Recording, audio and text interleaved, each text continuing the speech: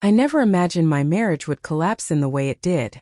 If anything were ever going to drive us apart, I assumed it would be something dramatic, betrayal, financial struggles, or a massive fight that neither of us could recover from. But in the end, it wasn't any of those things. It was words. Careless, cutting words that I was never supposed to hear. Words that cut so deep that from the instant they reached me, I knew nothing between us would ever be the same again. And the worst part? They came from the woman I trusted above all else, my wife. It was a typical Saturday evening in suburban Denver. I had just returned from running errands, my car still loaded with groceries. As I stepped into the house, laughter floated from the living room. First I smiled. My wife Emma had a couple of friends over, and I assumed they were just catching up like they always did. But then I paused. Something about that laughter felt off. It wasn't lighthearted or playful. It was sharp, almost mocking. I set the grocery bags down quietly and lingered in the hallway, just out of sight. That's when I heard her voice. My wife, the woman who promised to love me, support me, and build a life with me, was laughing at me.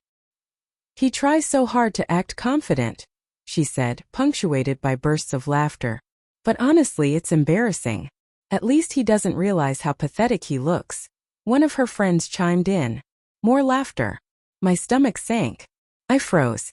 For a brief moment, I tried to convince myself they must be talking about someone else.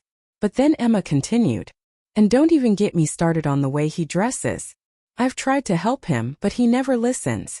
Sometimes I look at him and wonder how I ended up with someone like that." Each word landed like a punch. My hands trembled. My chest tightened. My heart pounded so loudly that I could barely think. This wasn't teasing or harmless joking. This was cruelty.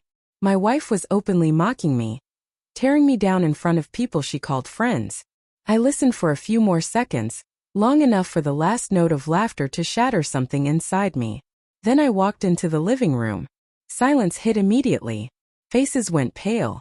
Emma's smile vanished, replaced by shock and fear. The room felt suddenly heavy, almost suffocating. I looked at each of her friends, then at her. My voice shook, but it was firm. "Everyone out. Now." At first, they didn't move, stunned into silence. I repeated myself, louder this time, fury and humiliation shaking my words. "Get out." They scrambled, gathering their things, avoiding my gaze. When the door finally clicked shut behind them, Emma turned to me, pale and trembling. "Wait, please.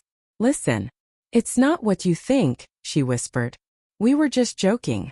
I didn't mean any of it. Please calm down." But there was no calming down. I looked her in the eyes, really looked, and felt a hollow ache inside me. "Take your things and leave with them," I said. "Tomorrow we're filing for divorce." Tears filled her eyes instantly. She reached for me, but I stepped back. I didn't want explanations, excuses, or stories about how it was just a joke. Words like that don't happen by accident. They come from somewhere real. That night is mostly a blur. Her crying, pleading, apologizing, but I felt nothing but emptiness. Every time I closed my eyes, I could hear her voice echoing. "Embarrassing, pathetic. How did I end up with him?" You don't say things like that about someone you love. Not when you think no one's listening. And without respect, a marriage cannot survive. By morning, she had packed a bag. The silence between us was heavier than any argument we had ever had. She kept whispering apologies, but they couldn't reach me. The damage was done. I filed for divorce that Monday. Emma tried to fight it at first, insisting I was overreacting. She claimed it was all a misunderstanding. But I knew better. I had heard every word, and those words revealed the truth. How she really saw me, how little she valued me. Looking back now, I realized that moment wasn't the beginning of the end. It was the end. I had just finally heard it spoken aloud. If your partner can mock, belittle, and laugh at you behind closed doors, the love you believed in never truly existed. Leaving her was the hardest thing I've ever done, but also the most liberating.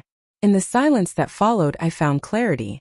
I would rather be alone than spend my life with someone who sees me as a joke. And that's how a marriage I once believed would last forever ended in a single night.